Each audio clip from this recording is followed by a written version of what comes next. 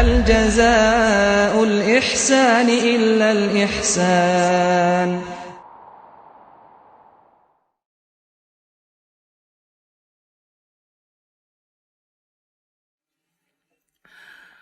Bismillahirrahmanirrahim. Assalamualaikum warahmatullahi wabarakatuh.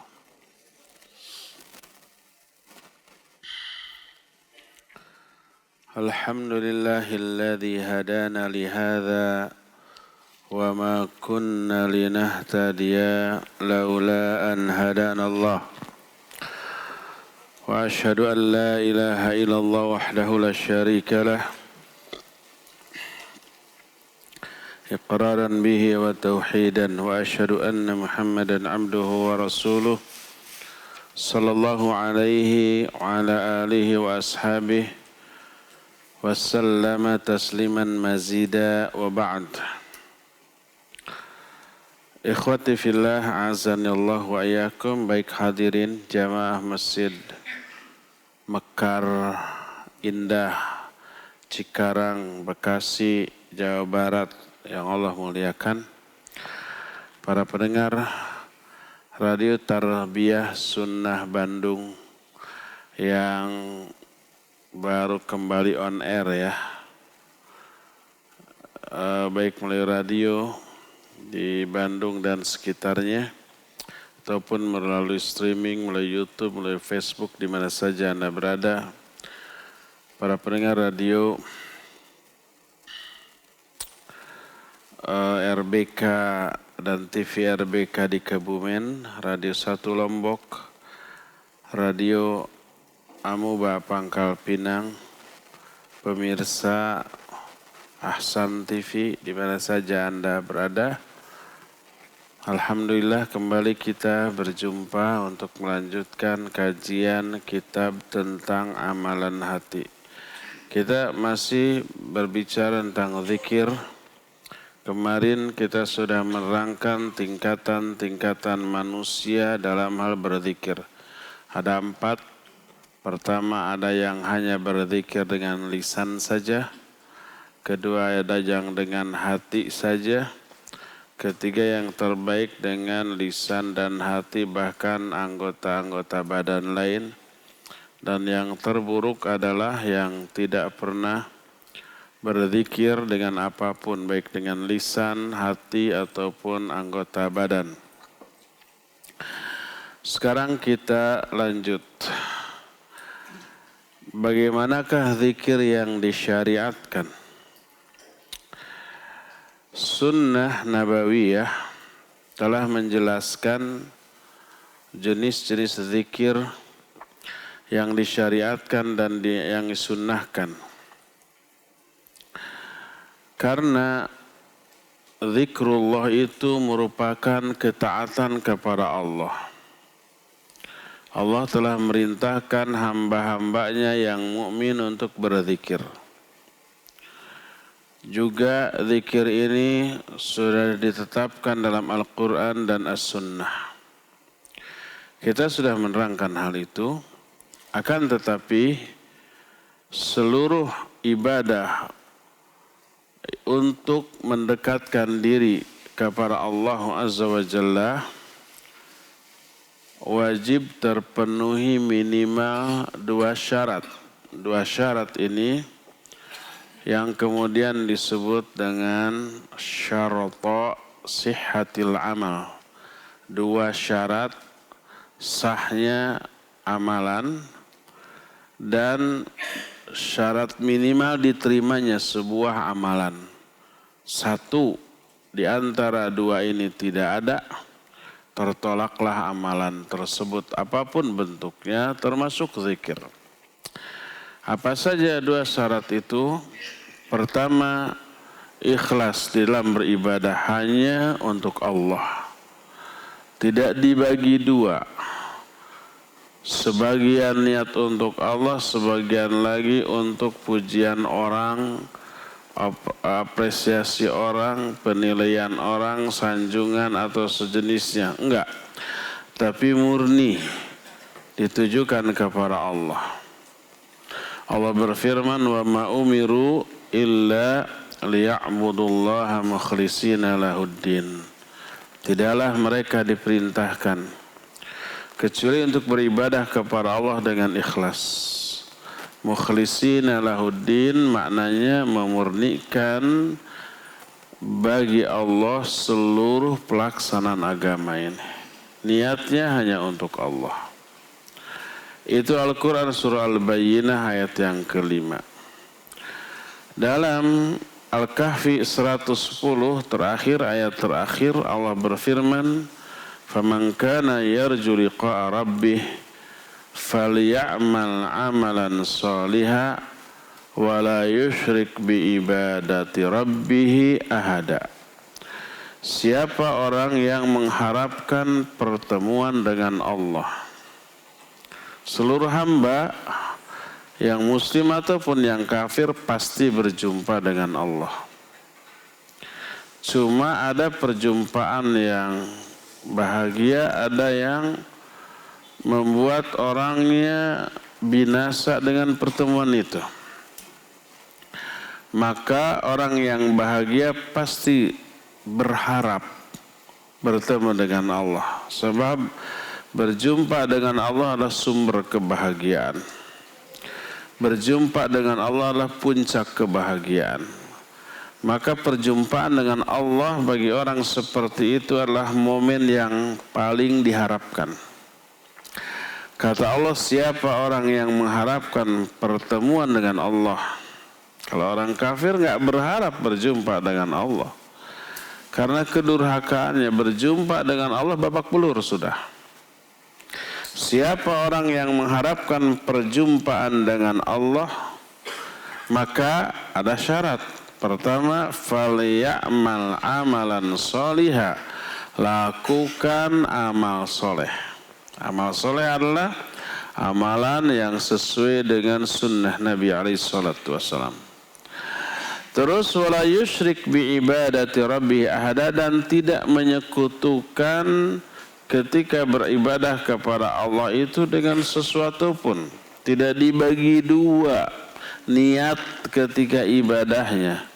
Murni semuanya ditujukan hanya untuk meraih apa yang ada di sisi Allah. Baik keridhaannya, rahmatnya, pahalanya, maghfirah atau ampunannya, surganya, dan semua yang ada di sisi Allah. Boleh harapkan semuanya itu ketika kita beribadah. Tidak mengharapkan apa yang ada di sisi manusia, pujiannya, sanjungannya, jempolnya, likes-nya, hartanya, jabatannya, janji-janji gombalnya, kan gitu manusia. Tidak mengharapkan apa yang ada di sisi manusia, hanya mengharapkan apa yang ada di sisi Allah. Tidak menyekutukan Allah dalam hal niat di dalam melakukan ibadah. Ini dua syarat kalau menginginkan berbahagia ketika berjumpa dengan Allah. Pertama, falyamal amalan sholiha, lakukan amal soleh, amal yang sesuai dengan sunnah Nabi SAW. Terus murni, ikhlas, tidak menyekutukan Allah dalam melakukan amal soleh tersebut. Dua ya. Dalam surah An-Nisa 48 Allah berfirman, innallaha la yaghfiru ayyushraka bihi wa yaghfiru ma duna dzalika liman yasha. Sesungguhnya Allah tidak akan mengampuni dosa syirik. Syekhul Islam menyatakan termasuk syirik kecil. Syirik besar ataupun syirik kecil terbawa mati nggak akan diampuni. Salah satu bentuk syirik kecil apa? Riya, ya. Termasuk juga sum'ah, ujub, takabur seperti itu. Termasuk syirik kecil. Apalagi syirik besar. Ayat ini kata Syekhul Islam khusus bagi orang yang terbawa mati. Syirik yang sampai terbawa mati tidak ditobati, tidak akan diampuni. Kecuali kalau sebelum matinya taubat, diampuni apa tidak? diampuni. Para sahabat dahulunya orang-orang musyrik, lalu tobat, diampuni. Ayat ini khusus bagi orang-orang yang terbawa mati. Wa yaghfiru ma duna dzalika, tapi Allah akan mengampuni dosa selain syirik walaupun terbawa mati. Apapun dosanya. Apakah bagi semua orang? Enggak. Liman yasha, hanya bagi orang-orang yang Allah kehendaki. Tidak semua orang yang berdosa tanpa tobat diampuni dosanya, enggak. Tapi liman yasha, bagi orang-orang yang Allah kehendaki. Siapa mereka? Beberapa di antara dijelaskan orang yang banyak melakukan kebaikan-kebaikan, karena kebaikan menghapus dosa. Innal hasanati yudhibnas sayyiat, ya. Terus juga orang-orang yang juga akan diampuni adalah orang yang memperoleh syafaat kelak di akhirat. Syafaat dari para malaikat, syafaat dari Nabi alaihi salatu wassalam, dari anak-anaknya yang solih-solihah, dari murid-muridnya, dari orang tuanya, dari guru-gurunya, banyak. Ya. Jadi ayat ini berbicara umum. Allah tidak akan mengampuni dosa syirik, termasuk syirik kecil. Termasuk di antara syirik kecil adalah riya. Tidak akan diampuni. Riya ini sudah kita terangkan, selain amal yang dilakukan dengan riya itu tertolak, juga diazab oleh Allah Subhanahu wa ta'ala. Si pelakunya itu, riya itu bisa merubah ibadah menjadi maksiat, ketaatan menjadi kedurhakaan. Salat yang begitu agung tapi dilakukan dengan riya berubah menjadi maksiat dan terancam dengan azab. Fawailul lil musallin, salah satunya alladzina hum yuraun, celaka bagi orang-orang yang salat. Itu orang-orang yang riya di dalam salatnya. Jadi wajiblah ikhlas, memurnikan ibadah hanya untuk memperoleh apa yang ada di sisi Allah dan jangan berharap apa yang ada di sisi manusia. Ini syarat diterimanya ibadah yang pertama, ikhlas. Kedua, ibadatullahi azza wa jalla bima syara'a wa adhina bih. Syarat kedua diterimanya ibadah adalah beribadah kepada Allah dengan cara-cara yang Allah syariatkan dan Allah izinkan. Jadi Allah tidak hanya memerintahkan ibadah, tapi juga mengharuskan ibadah itu sesuai dengan syariat, aturan yang ditetapkan. Enggak gimana kita, enggak semau kita. Tidak, bebaslah gimana aja cara ibadah kalian, yang penting kepadaku. Tidak, ibadah kepadaku caranya nih harus begini, enggak boleh sembarangan, ya. Baru diterima ibadah tersebut. Enggak boleh mencari cara ibadah yang lain, syariat ibadah yang lain. Allah tegur tuh orang yang kayak begitu. Sebagaimana firman-Nya dalam surah Asy-Syura ayat 21, am lahum syuraka syara'u lahum minad dini ma lam ya'dzan bihillah. Apakah mereka itu memiliki serikat-serikat atau sekutu-sekutu yang mereka itu membuat syariat bagi mereka berupa agama yang tidak Allah izinkan. membuat aturan-aturan baru yang dianggap sebagai bagian dari agama ini.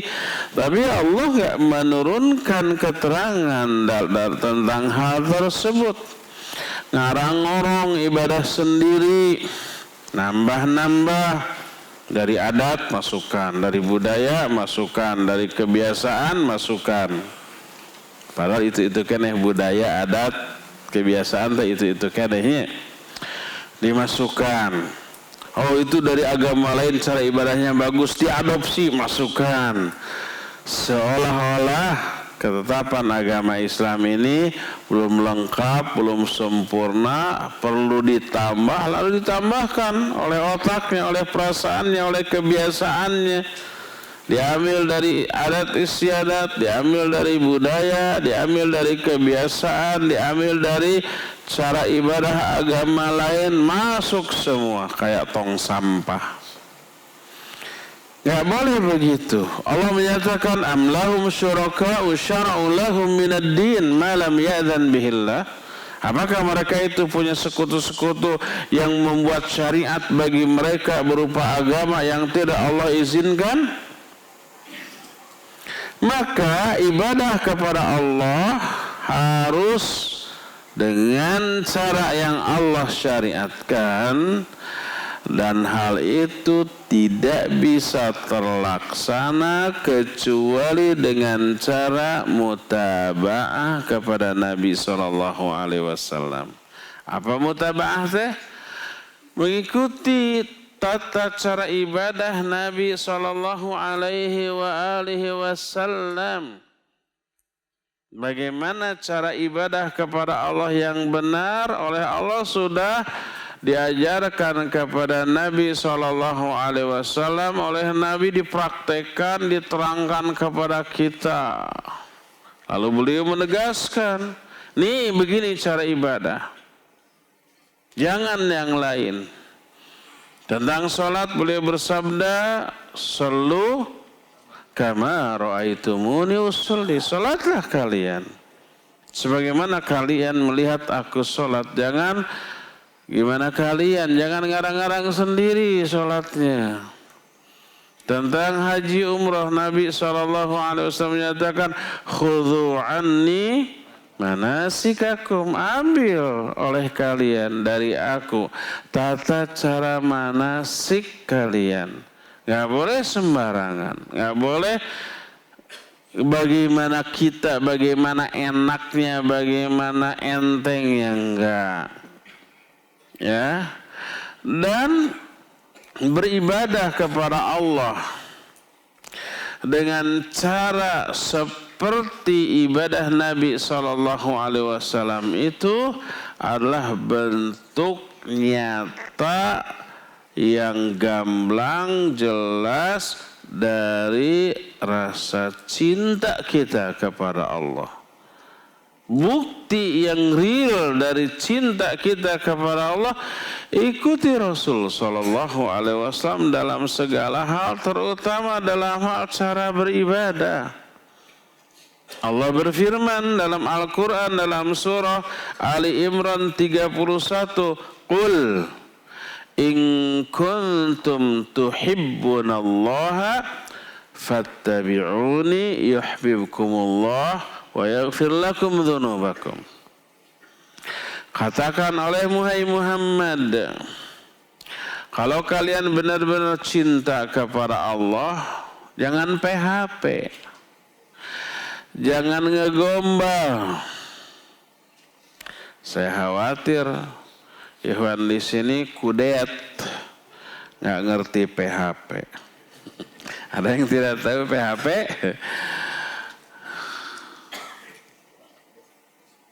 Naon PHP teh? Jadi lupa lagi. Bukan izin pengelolaan hutan. Pemberi harapan palsu. Istilahnya hafal tapi kepanjangannya pemberi harapan palsu. Jangan PHP. Cinta kepada Allah tapi buktinya kosong, nggak ada. Qul in in kuntum tuhibbunallah. Kalau kalian benar-benar cinta kepada Allah, buktikan. Gimana cara bukti? Fattabi'uni, ikuti aku. Ikuti Rasul sallallahu alaihi wasallam. Itulah cara yang benar dari mencintai Allah. Kenapa? Karena tak ada orang yang paling besar cintanya kepada Allah dibanding Rasul sallallahu alaihi wasallam. Beliau manusia dengan kadar cinta kepada Allah yang paling besar. Dan beliau sudah mengaplikasikan rasa cintanya, mewujudkan, membuktikannya dalam bentuk seluruh amalannya. Dalam beribadah, dalam bermuamalah, semua itu wujud rasa cinta beliau kepada Allah Azza wa Jalla. Maka ikuti aja beliau, pasti benar. Terus Allah mengiming-imingi satu aksi kita, dua balasan yang Allah berikan. Aksi kita mengikuti Rasul sallallahu alaihi wasallam dalam mengaplikasikan cinta kita kepada Allah. Allah membalasnya dengan dua. Yuhibbukumullah, maka Allah akan cinta kepada kamu, wa yaghfir lakum dzunubakum, dan mengampuni dosa-dosa kamu. Satu aksi, dua balasan. Satu amalan, dua jenis ganjaran. Mengikuti Rasul sallallahu alaihi wasallam mengakibatkan kita dicintai oleh Allah dan diampuni dosa-dosanya. Jangan anggap enteng mengikuti Rasul sallallahu alaihi wasallam dalam perkara yang kecil sekalipun. Cinta Allah akan turun kepada kita, ampunan juga akan diberikan. Jangan beranggapan bahwa memakai sendal sebelah kanan terlebih dahulu, melepaskannya sebelah kiri terlebih dahulu, itu tidak ada pahala. Ada pahala karena itu adalah amalan yang mengikuti sunnah Rasul sallallahu alaihi wasallam. Selain disukai, dicintai oleh Allah, itu mengampuni dosa. Jangan anggap enteng keluar masuk WC tidak menghasilkan pahala, tidak menghapus dosa loh. Menghapus dosa melahirkan pahala. Pahala dan menghapus dosanya bukan ngedennya, bukan dari ngedennya. Bukan dari duduknya, bukan dari di WC-nya, tapi dari sunnah Rasul yang kita terapkan ketika masuk keluar WC-nya. Masuknya kaki yang mana dulu? Kaki yang kiri, jangan yang kanan atau cabrak, jangan. Cabrak itu dua-duanya langsung plek, loncat kayak pocong. Tapi yang kiri dulu. Ada doa di sana ya. Keluar yang kanan dulu. Ada doa di sana, itu sunnah Nabi sallallahu alaihi wasallam. Dosa kita gugur, cinta Allah akan kita dapatkan, pahala akan dituliskan, kemuliaan akan diangkat. Dari keluar masuk WC aja tuh.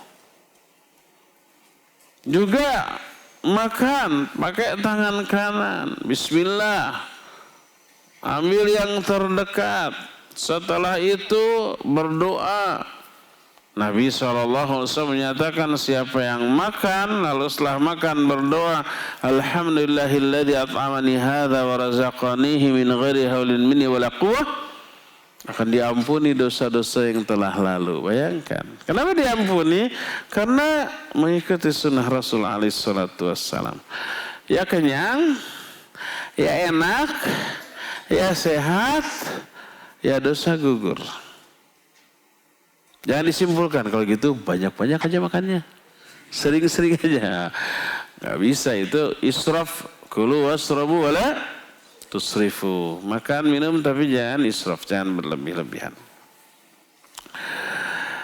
Jadi tidak mungkin ibadah dengan cara yang disyariatkan oleh Allah itu bisa dilakukan kecuali dengan cara mengikuti sunnah Rasul sallallahu alaihi wasallam. Berfirman Allah dalam surah Al-Hasyr ayat 7, "Wa ma ataakumur rasul fakhudhuh wa ma nahakum anhu fantahu." Kata Allah Azza wa Jalla, apa saja yang diberikan oleh Rasul kepada kalian ambil, dan apa saja yang dilarangnya maka jauhi. Ini syarat yang kedua dari diterimanya ibadah kepada Allah, yaitu mengikuti sunnah Rasul. Beribadah dengan cara yang disyariatkan oleh Allah. Dengan cara yang disyariatkan maknanya dengan cara yang dilakukan oleh Nabi alaihi salatu wasallam. Ikutilah. Ketika seseorang ibadah kepada Allah tapi ngarang-ngarang sendiri, mengadopsi dari cara ibadah agama lain, mengadopsi dari budaya, adat istiadat, kebiasaan atau kebanyakan orang, dengan menyimpang dari contoh Nabi SAW, maka ibadah itu kena dengan peribahasa keren, capek gawe, teka pakai barijeng di teke bikin bete. Rasul SAW bersabda, "Man amila amalan laisa alaihi amruna fahuwa raddun, ay mardudun ila sahibihi." Siapa orang yang mengamalkan satu amalan, tapi amalan yang dia kerjakan tuh nggak ada contohnya tuh dari kami, mungkin ngarang sendiri atau ngambil dari kebiasaan banyak orang atau dari agama lain, maka fahuwa raddun, maka itu rad. Makna raddun adalah mardudun ila sahibihi, dikembalikan lagi ke pemiliknya, ditolak oleh Allah Azza wa Jalla. Kata orang Sunda manya, kendaya di Jawa Barat, Allah mah moal karooh ku ibadah nu siga kitu patut. Susah diterjemahkan. Karooh itu apa? Allah mah nggak akan tertarik, nggak berminat menerima ibadah kayak gitu. Ibadah yang dilakukan tapi tidak sesuai dengan cara ibadah yang Allah ajarkan melalui nabinya alaihi salatu wassalam. Ini dua syarat diterimanya ibadah. Pertama ikhlas, yang kedua mutaba'ah, termasuk zikir. Kalau zikir kita ingin berupa amalan ibadah yang Allah terima, pertama lakukan zikir itu secara ikhlas. Yang kedua, lakukan zikir sesuai dengan sunnah Rasul alaihi salatu wassalam. Di antara zikir-zikir yang disyariatkan adalah, ini lafaz-lafaz zikirnya nih. Hadis dalam Sahih Bukhari dari Abu Hurairah radhiyallahu an, bahwa Rasul alaihi salatu wassalam menyatakan, "Man qala la ilaha illallah wahdahu la syarikalah, lahul mulku wa lahul hamdu wa huwa ala kulli syai'in qadir, fi yaumin mi'ata marrah, kanat lahu adlu 'ashri riqabin wa kutibat lahu mi'atu hasanah wa muhiyat anhu mi'atu sayyi'ah wa kanat lahu harzan minasyaitani yaumahu dhalik hatta yumsiya wa lam ya'ti ahadun bi afdala mimma ja'a bihi illa rajulun amila aktsara min." Kata Nabi alaihi salatu wassalam, siapa orang yang mengatakan la ilaha illallah wahdahu la syarikalah, lahul mulku wa lahul hamdu wa huwa ala kulli syai'in qadir. Ini zikir yang familiar ya. La ilaha illallah wahdahu la syarikalah, lahul mulku wa lahul hamdu wa huwa ala kulli syai'in qadir. Dalam sehari 100 kali. Ulang, la ilaha illallah wahdahu la syarikalah, lahul mulku wa lahul hamdu wa huwa ala kulli syai'in qadir. Terus 100 kali dalam sehari. Enteng apa ringan ini? Berat secara psikis. Tapi secara fisik sebenarnya enteng. Tidak sampai ngos-ngosan kita. Tidak sampai keringetan, tidak sampai tiba bergeg atau tiba pereket. Tidak harus mengeluarkan tenaga yang banyak. Tidak perlu pulsa, tidak perlu kuota. Tidak perlu biaya. Bisa dilakukan sambil melakukan apapun, berdiri, bahkan berbaring, berjalan, ataupun duduk, bebas. Karena dibolehkan oleh Allah. Alladzina yadhkurunallaha qiyaman wa qu'udan wa 'ala junubihim. Orang-orang ulul albab itu orang yang berzikir kepada Allah baik dalam keadaan berdiri, duduk ataupun berbaring. Boleh. Berdiri boleh, duduk boleh, berbaring boleh, sambil nyetir boleh. Sambil dibonceng juga boleh, nebeng. Sambil apapun. Selama tidak di tempat dan di momen yang terlarang. Seperti di WC, di jarian itu TPA, TPS. Bukan TPS tempat nyoblos, tempat pembuangan sampah. Bahasa Cikarang asli nama jarian. Jarian itu apa? Tempat pembuangan sampah. Ikhwan afwan maju. Maju lagi, maju lagi. Gak apa-apa di depan kamera. Biar masuk TV. Silakan. Ahwat yang di atas juga mohon lebih masuk lagi ke dalam.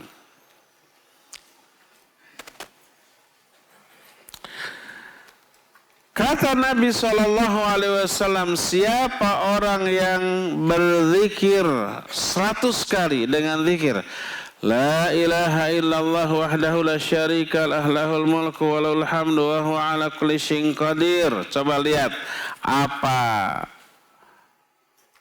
balasan yang Allah berikan. Pertama, kata Rasul sallallahu alaihi wasallam, kanat lahu adlu asri riqab.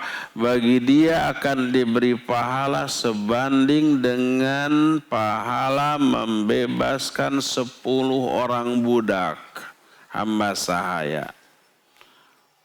Itu sama dengan infak fisabilillah, ya. Gede, bingit segedenya. Pahala membebaskan 1 orang budak saja besar. Ini 10 budak.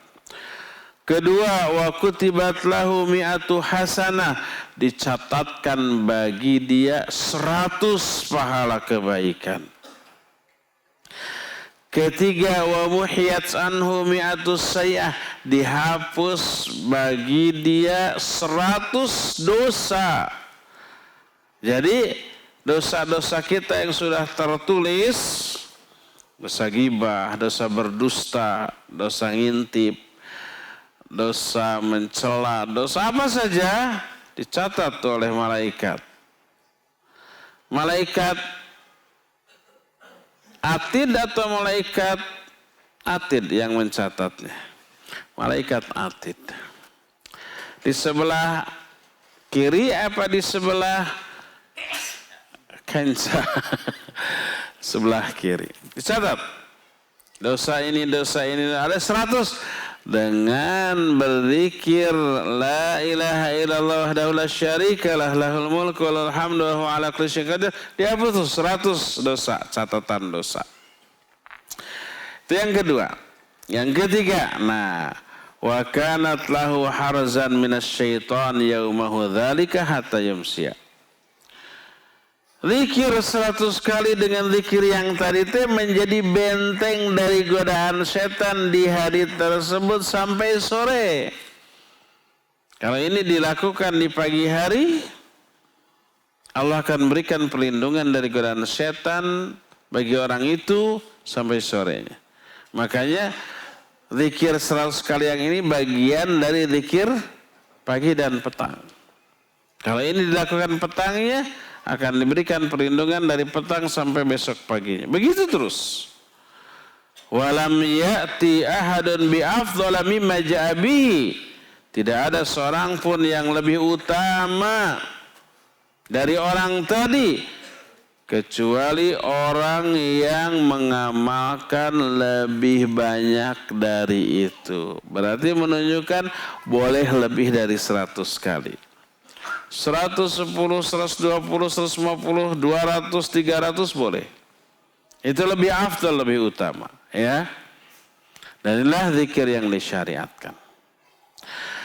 Dari Abu Hurairah radhiyallahu an bahwa Rasul alaihi salatu wasallam bersabda, nih zikir yang lain lebih enteng. Kalau tadi agak panjang dikit, kali ini lebih pendek dikit. Berkata Rasul alaihi salatu wasallam, man qala subhanallah wa bihamdihi, cuma 2 kalimat. Siapa orang yang mengatakan subhanallah wa bihamdihi. Kalimat pertama subhanallah. Kalimat kedua wa bihamdihi. Tasbih dan tahmid. Siapa yang mengatakan subhanallah wa bihamdihi dalam sehari 100 kali, huttat anhu khotoyahu wa in kanat mithlu zabadil bahr, maka akan diampuni semua dosanya sekalipun dosanya sebanyak buih di lautan. Buih di lautan itu banyak banget. Dosa kita sebanyak itu akan dihapuskan seluruhnya bila dalam sehari kita membaca tasbih dan tahmid. Membaca subhanallah wa bihamdi. Ini 2 kalimat yang paling dicintai oleh Allah Azza wa Jalla. Yang Allah perintahkan kepada para malaikat untuk mendawamkannya. Karena tasbih dan tahmid ini penyempurna sifat Allah yang apa? Yang kita ungkapkan. Subhanallah nafi wa bihamdihi itsbat. Nafi itu apa? Meniadakan dari diri Allah seluruh hal yang tidak layak, tidak pantas, aib, kekurangan, dinafikan. Karena makna subhanallah artinya maha suci Allah. Maha suci dari apa? Suci dari kekurangan, suci dari aib, suci dari semua yang tidak pantas, tidak layak. Allah suci dari itu. Subhanallah. Itu nafi, menafikan, menolak, meniadakan seluruh hal yang tidak pantas bagi Allah. Setelah semua yang tidak layak dinafikan dari diri Allah, lalu kita menetapkan seluruh sifat kesempurnaan bagi Allah. Wa bihamdihi, baginya segala puji. Dipujinya, terpujinya Allah karena Allah memiliki seluruh sifat kesempurnaan dan kesempurnaan sifat Allah pun begitu sempurna. Kesempurnaan yang begitu sempurna. Tidak ada aib, tidak ada kekurangan sedikit pun. Maka inilah zikir yang paling dicintai oleh Allah. Siapa yang berzikir subhanallah wa bihamdihi dalam sehari 100 kali, seluruh dosa-dosanya terampuni sekalipun dosanya sebanyak buih di lautan. Hadis ini sahih riwayat Imam Al-Bukhari dalam kitab Sahih Bukhari. Dalam Bukhari dan Muslim, tafaqun alaih dari Abu Hurairah radhiyallahu an, dia berkata Rasulullah sallallahu alaihi wa alihi wasallam, kata beliau, kalimatan khafifatani 'ala lisan, thaqilatani fil mizan, habibatani ila rahman. Ada 2 kalimat. 2 kalimat ini enteng di lisan, ya bikin capek, ya keringetan. Tidak tiba bergeg, tidak tiba perak. Itu mungkin persamaan kata tiba bergeg sama tiba perak kata ya. Beda kata, beda.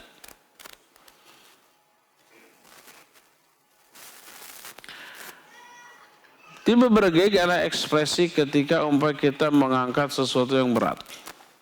Barbel umpama 20 kilo masing-masing. Kita angkat. Ekspresi kita gimana? Tiba bergeg. Nah itu. Gitu ya. Tiba berekat. Tipe perekat itu apa ya? Nahan sesuatu. Kalau umpah kita mau BAB,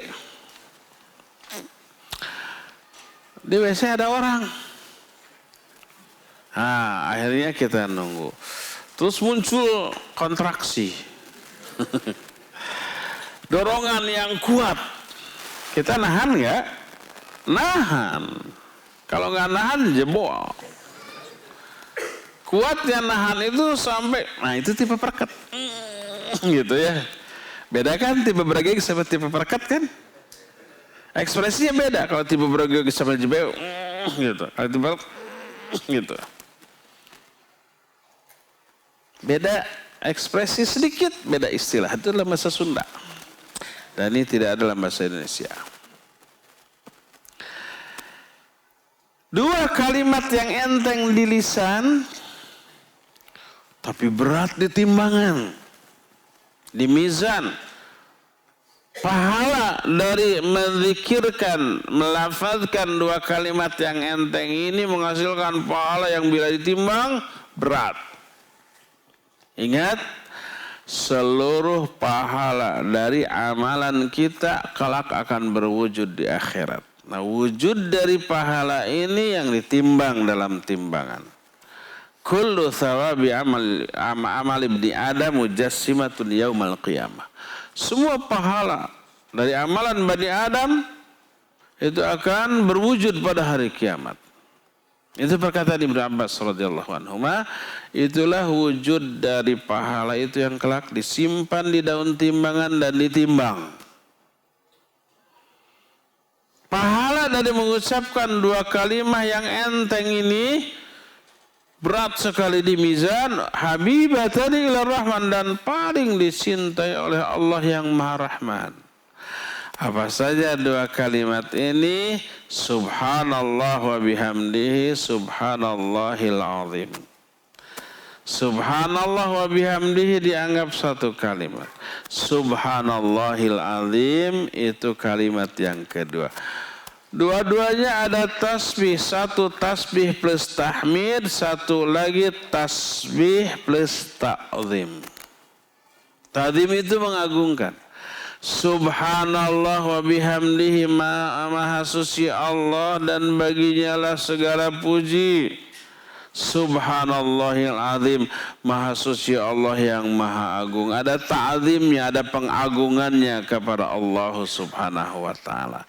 Ini termasuk zikir yang disyariatkan. Kapan ini dilakukan, dilafazkan? Bebas, mutlak. Kapan saja, di mana saja, selama bukan pada momen yang terlarang. Termasuk yang terlarang itu ketika ngaji begini. Ustaznya menjelaskan, antum di jurus subhanallah wa bihamdi subhanallahil azim. Saling mengganggu nanti ya. Dalam Sahih Muslim, hadis dari Abu Hurairah radhiyallahu anhu, berkata Rasul alaihi salatu wassalam, "Lian aqula subhanallah wa bihamdihi wa la ilaha illallah wallahu akbar ahabbu ilayya mimma tala'at alaihi syams." Kata Rasul alaihi salatu wassalam, kalau aku mengatakan subhanallah walhamdulillah wa la ilaha illallah wallahu akbar, 4 kalimat. 4 jenis zikir. Pertama tasbih subhanallah, kedua tahmid alhamdulillah, ketiga tahlil la ilaha illallah, dan keempat takbir Allahu akbar, maka itu lebih aku sukai daripada terbitnya matahari di hari tersebut. Terbitnya matahari pasti disukai oleh semua makhluk. Tapi kata beliau, aku lebih suka melafazkan 4 kalimat zikir tadi. Subhanallah walhamdulillah wa la ilaha illallah wallahu akbar. Ya, 4 jenis zikir. Tasbih, tahmid, tahlil, dan takbir. Hadis tersebut sahih diriwayatkan oleh Imam Muslim. Dalam hadis yang diterima dari Abu Dzar Al-Ghifari radhiyallahu an, berkata Rasulullah sallallahu alaihi wasallam, "Ala ukhbiruka bi ahabbil kalami ilallah?" Kata Nabi kepada Abu Dzar Al-Ghifari, "Mau enggak aku kabarkan, aku beritahukan kepada kamu ucapan yang paling dicintai oleh Allah?" Qultu, kata Abu Dzar, aku menjawab, ya Rasulullah, akhbirni bi ahabbil kalami ila Allah, wahai Rasulullah, beritahukan kepadaku kalimat yang paling dicintai oleh Allah. Berkatalah Rasul sallallahu alaihi wasallam, inna ahabbal kalami ila Allah subhanallah wa bihamdihi. Sesungguhnya kalimat yang paling dicintai oleh Allah adalah subhanallah wa bihamdihi. Lakukan ini 100 kali sehari. Apa akibatnya tadi? Diampuni seluruh dosa walaupun sebanyak buih di lautan. Dalam hadis lain diriwayatkan oleh Imam Muslim dalam kitab sahihnya dari Samurah bin Jundub radhiyallahu an, berkata Rasulullah sallallahu alaihi wa alihi wasallam, ahabbul kalami ilallahi arba'un. Kalimat yang paling dicintai oleh Allah ada 4. Pertama, subhanallah. Kedua, alhamdulillah. Ketiga, la ilaha illallah. Keempat, Allahu akbar. La yadhurruka bi ayhinna bada'ta. Kata Nabi SAW, gak masalah bagi kamu dengan kalimat mana saja kamu memulai. Boleh dibolak-balik urutannya, boleh tasbih dulu, tahmid, tahlil, lalu takbir, boleh. Boleh takbir dulu, tahlil, tahmid, lalu tasbih, boleh. Pokoknya manapun kalimat yang ingin kamu mulai tidak masalah. Bebas. Urutannya dibolak-balik, ditukar-tukar, nggak masalah. Itu beberapa contoh zikir-zikir yang dicontohkan bahkan diperintahkan oleh Nabi SAW, dan banyak lagi zikir-zikir lain yang juga dicontohkan, tapi saking banyaknya terlalu banyak untuk dimuat seluruhnya. Bisa-bisa kitab ini menjadi kitab kumpulan zikir, padahal bukan itu tema yang dibahas oleh kitab ini. Itu contoh-contoh saja ya. Banyak zikir-zikir lain, zikir pagi dan petang, zikir ketika bangun dari tidur, zikir ketika keluar masuk rumah, keluar masuk masjid, keluar masuk WC, keluar masuk kendaraan, keluar masuk pasar, ketika mendengar, ketika makan, ketika minum, ketika jima, ketika melihat hilal, ketika turun hujan, ketika bertiup angin, ketika ada suara geledek menggelegar, ketika memasuki satu daerah baru yang kita datangi ya, dan banyak lagi, termasuk zikir ketika kita singgah di sebuah tempat yang kita khawatirkan ada sesuatu atau dianggap angker oleh orang. Banyak dicontohkan oleh Nabi SAW. Nyaris tak ada satupun rutinitas yang dilakukan oleh manusia setiap hari kecuali pasti di sana ada zikir yang dicontohkan oleh Nabi SAW. Awal aktivitas kita bangun tidur ada zikir, ya. Terus umumnya masuk WC, keluar WC, dua-duanya ada zikir. Terus ngenteng teh apa? Ngaca, bercermin ada zikir, ya.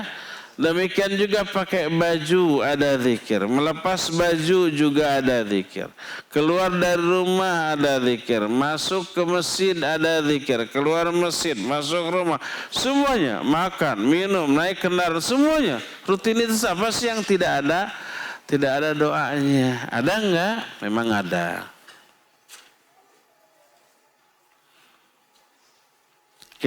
Kita suka batuk?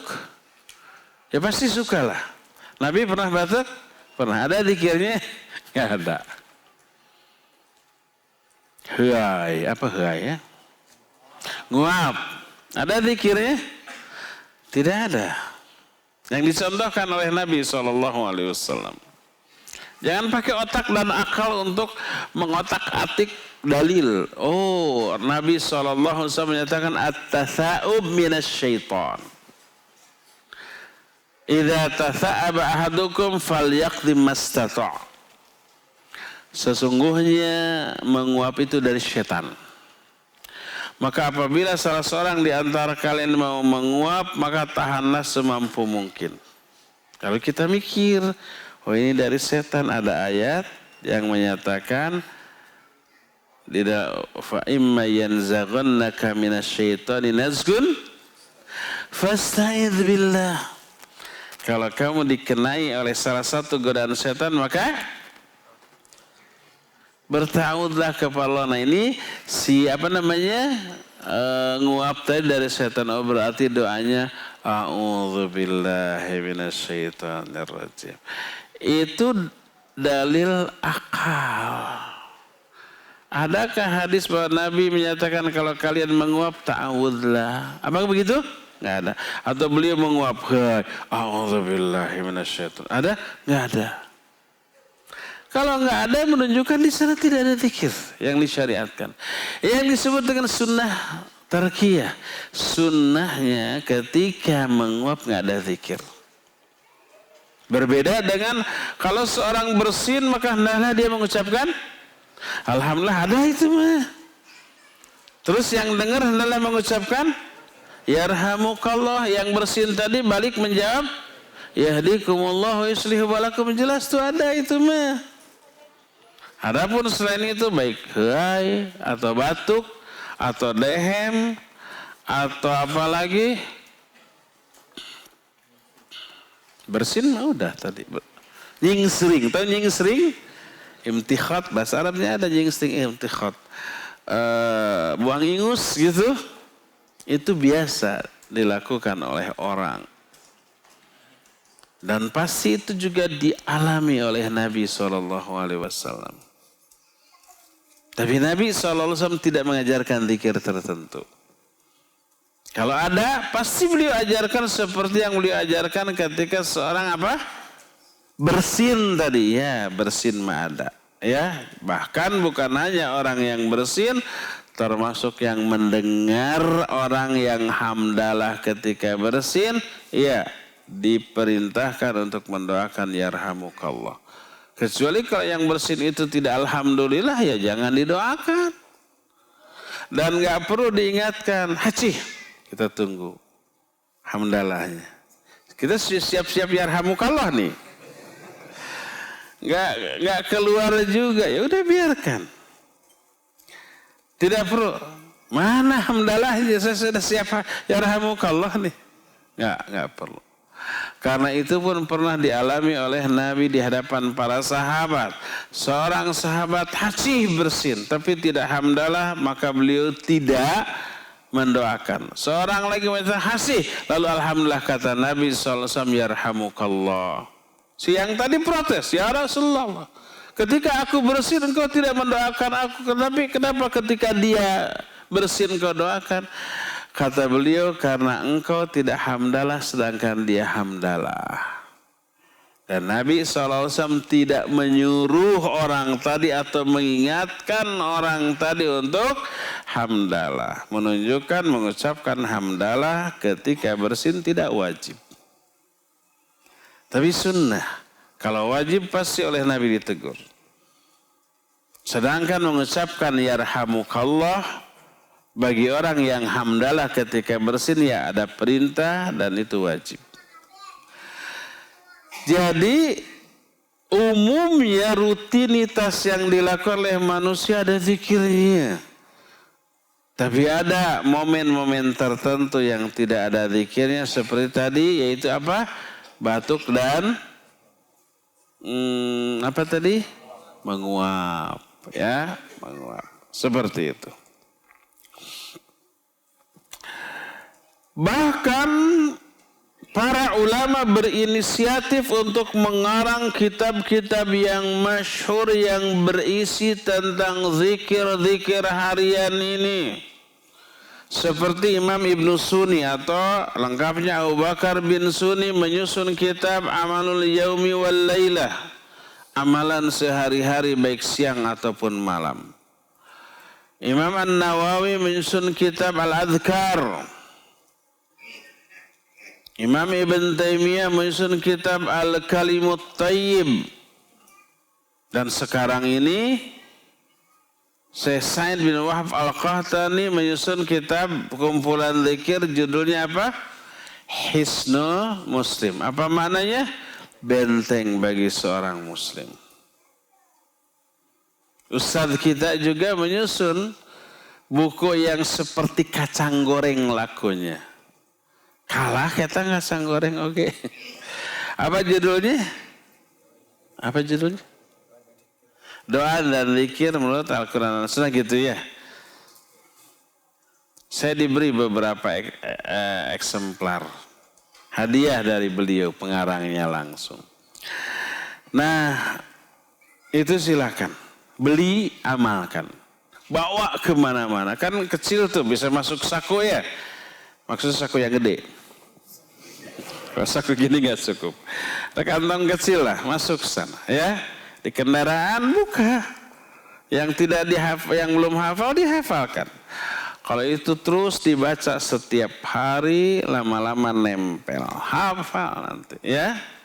Makanya ketika berdoa, ketika semangat untuk berdoa itu begitu besar, pas kita angkat tangan berdoa di momen-momen yang disunahkan mengangkat tangan, langsung murudul, nggak akan mikir doa apa ya gitu. Itu ketika haji dan umroh. Ketika umroh, doa yang paling banyak adalah ketika apa? Ketika sa'i 14 kali itu. Sebelum memulai sa'i di Safa, menghadap kiblat dulu ya. Baca zikir la ilaha illallah wahdahu la syarikalah lahul mulku walahul hamdu yuhyi wa yumiitu wa huwa ala kulli syai'in qadir, sampai akhirnya lalu angkat tangan. Silakan baca doa semaunya, sebanyak-banyaknya. Kalau umpamanya doa di sana minimal 5 menit umpamanya, itu ada 14 kali nanti. 5 kali 14 berapa? 70 menit. 5 kali 14. 70 ya? Doanya aja itu. Ya. Doa gitu ya. Setelah beres doa, turunkan tangan kita, zikir lagi, la ilaha illallah wahdahu la syarikalah lahul mulku walahul hamdu wa huwa ala kulli syai'in qadir. Terus doa lagi. Beres doa, lalu zikir lagi. 3 zikir mengapit 2 doa. Itu di Safa. Lalu berangkat ke Marwah. Sampai di Marwah gitu lagi. 2 kali doa diapit oleh 3 zikir. 7 kali bolak-balik. Setiap kali mau sa'i, doa dulu 2 kali. Diapit oleh 3 zikir. 14 kali. Orang yang minim stok doanya, doa pertama dihabiskan. Terus 2 menit beres. Turun doa kedua, doa apa lagi?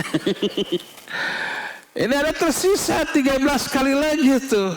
Di Safa, sudah tadi minta semuanya. Coba hafalkan sebanyak mungkin doa. Apalagi kalau umpamanya orang mau umroh sudah tahu begitu, direncanakan sejak sekarang. Doa pertama saya akan berdoa untuk diri saya sendiri dulu, minta ampunan, tobat dan seterusnya. Yang kedua untuk istri saya.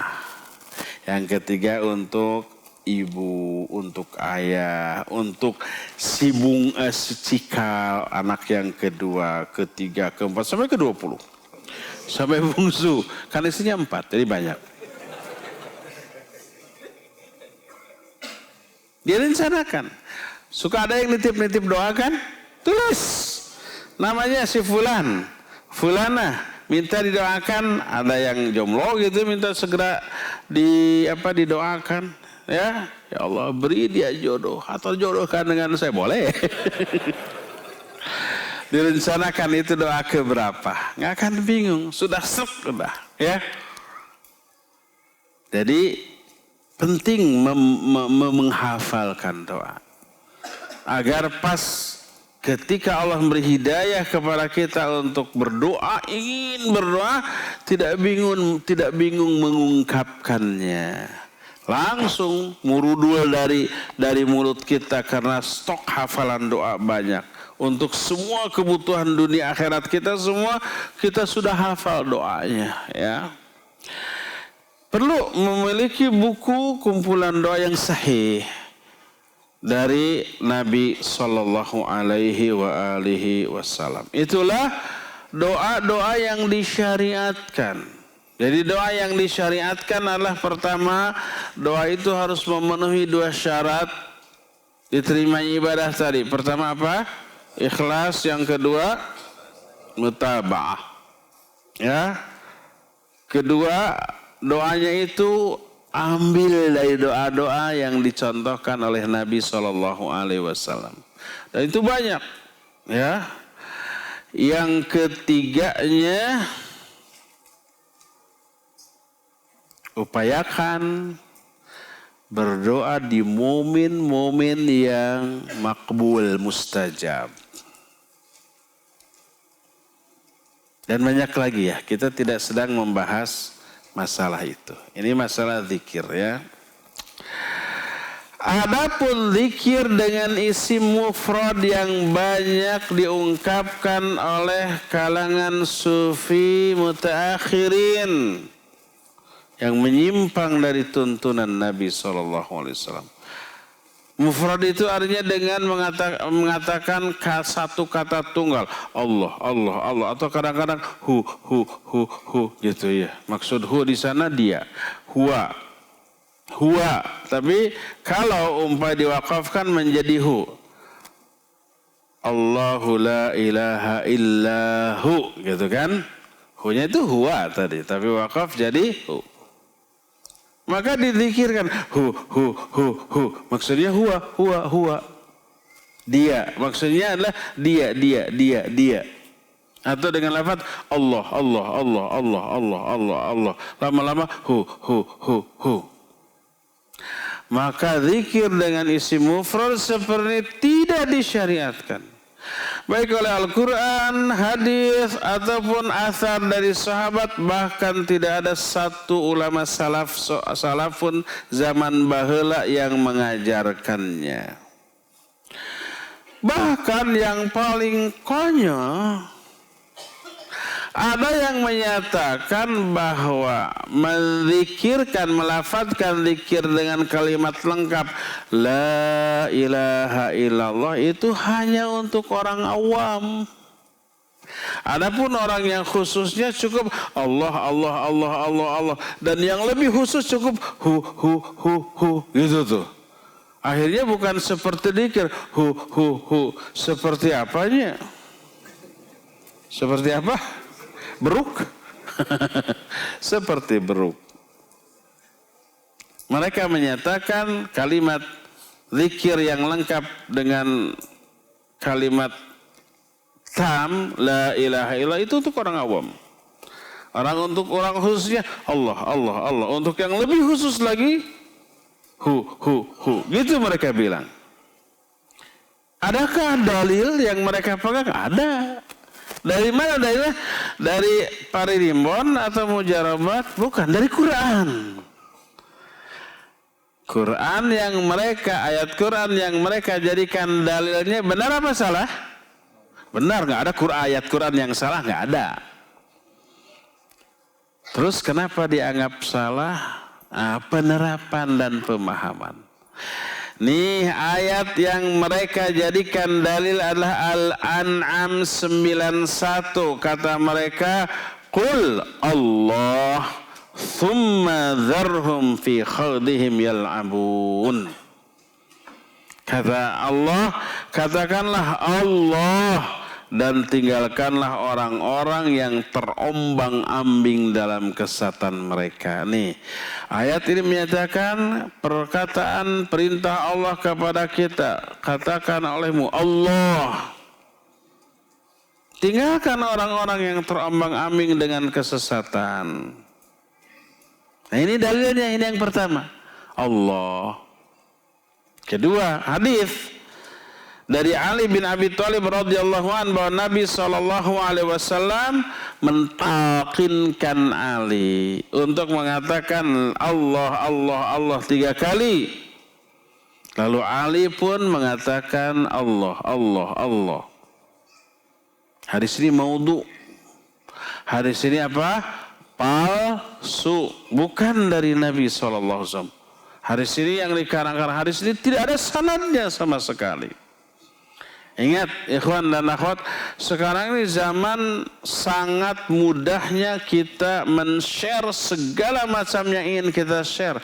Dan kita banyak menerima sharean, apa sharean tanya? Kiriman, suruh share kemana-mana gitu ya. Isinya hadis tanpa sanad. Seringkali aneh, ada dialog Allah dengan malaikat. Ada dialog malaikat dengan penghuni kubur, ada dialog antara Allah dengan iblis atau dengan siapa, tapi gak ada sanad. Isinya bikin merinding.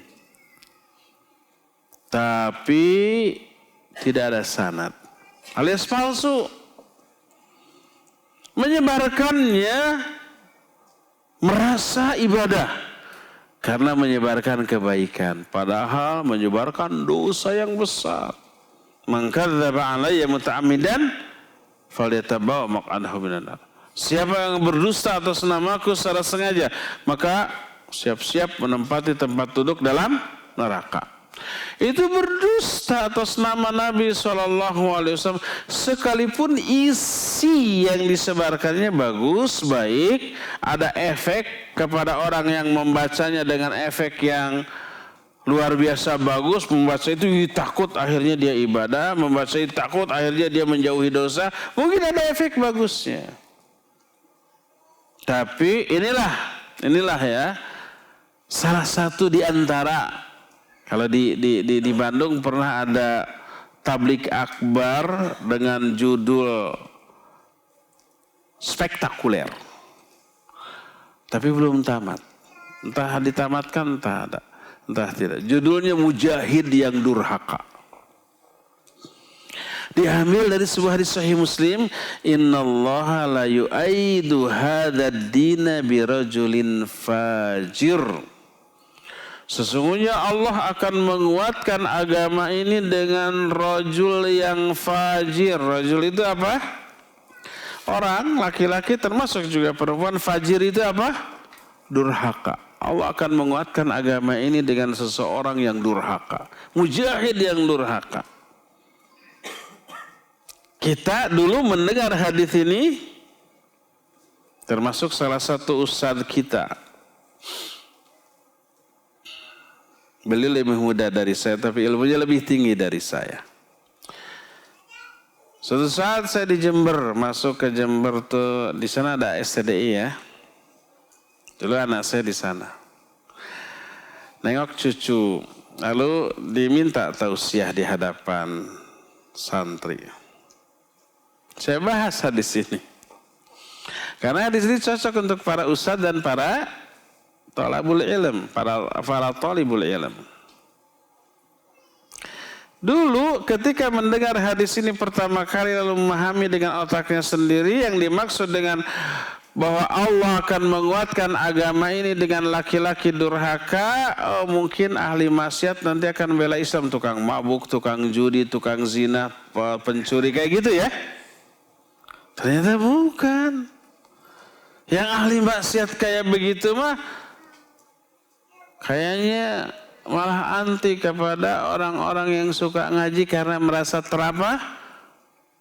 tersindir dengan kajian-kajian, mengharamkan apa yang mereka lakukan.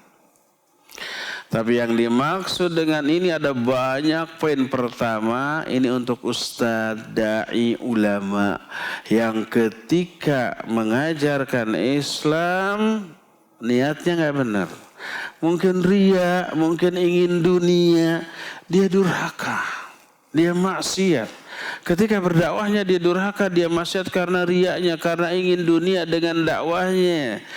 Tapi isi dakwahnya bagus, benar, Quran Sunnah. Umat banyak tunjuki, memperoleh hidayah dengan dakwahnya.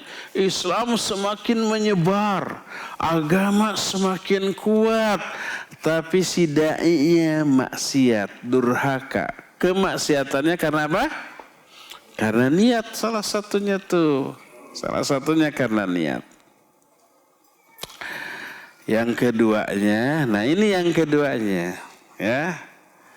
Allah Azza wa Jalla sudah mewanti-wanti baik dalam Al-Quran termasuk dalam sunnah Nabi alaihi salatu wassalam, yaitu pejuang yang bodoh tidak berilmu. Semangat berjihad, berdakwah, melakukan amal kebaikan gede, ilmu nggak ada.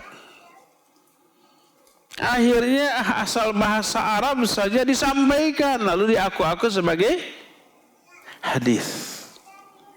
Dia berdusta atas nama Nabi SAW.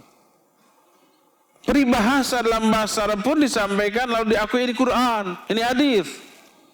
I'mal dunyaka ka'annaka ta'ishu abada wa'mal akhiratika ka'annaka tamutu ghada. Beramalah kamu untuk duniamu seolah-olah kamu akan hidup selamanya. Beramalah kamu untuk akhiratmu seolah-olah kamu akan mati besok. Bagus nggak? Bagus, tapi ini bukan hadis. Ini peribahasa dalam bahasa Arab. Utlubul ilma minal mahdi ilal lahad.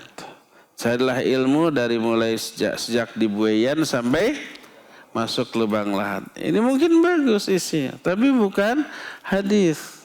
Ini peribahasa.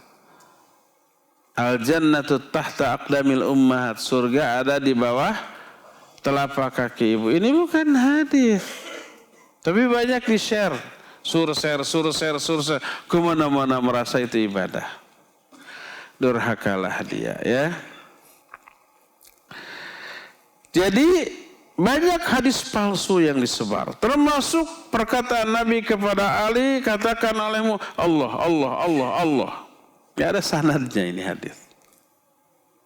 Kedua nih ayat, Qul Allah thumma dzarhum fi khawdihim yal'abun. Katakan olehmu Allah, lalu biarkan, tinggalkan orang-orang yang terombang-ambing dalam kesesatan. Ini ayat. Allah, katakan olehmu Allah, maka Allah, Allah, Allah, Allah. Benarkah ayat ini? Benar, nggak ada ayat yang salah. Lalu di mana salahnya? Pemahaman orang ini hanya mengambil sepenggal kalimat dari ayat yang panjang. Coba lihat kalimat berikutnya dalam Al-Quran surah Al-An'am 91 ini Allah menyatakan wa ma qadarullaha haqqa qadrih idh qalu ma anzalallahu ala bashari min syai' qul man anzalal kitab alladhi ja'a bihi Musa nuran wa hudan linnas taj'alunahu qaratisa tubdunaha wa tukhfuna katsira wa 'allimtum ma lam ta'lamu antum wala aba'ukum qul Allah thumma dzarhum fi khawdihi yal'abun. Ternyata setelah dilihat dari konteks ayat di kalimat sebelumnya itu ada pertanyaan dan qul, katakan olehmu Allah, itu jawaban.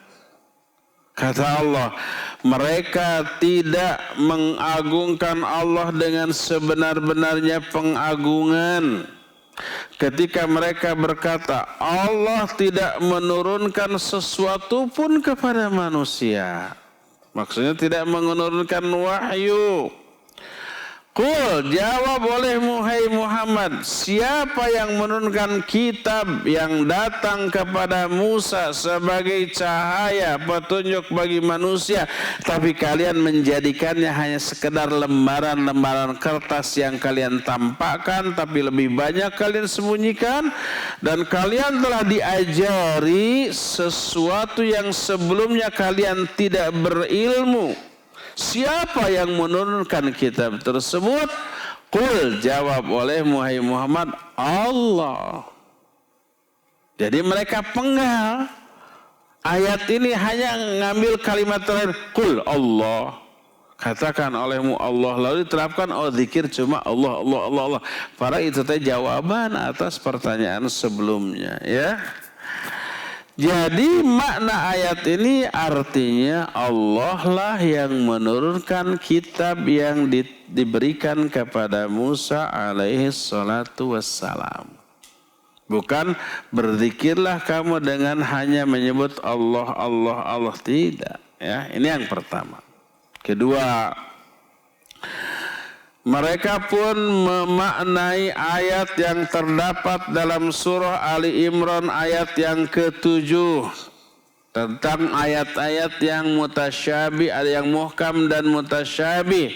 Kata Allah Azza wa Jalla, "Wa ma ya'lamu ta'wilahu illallah."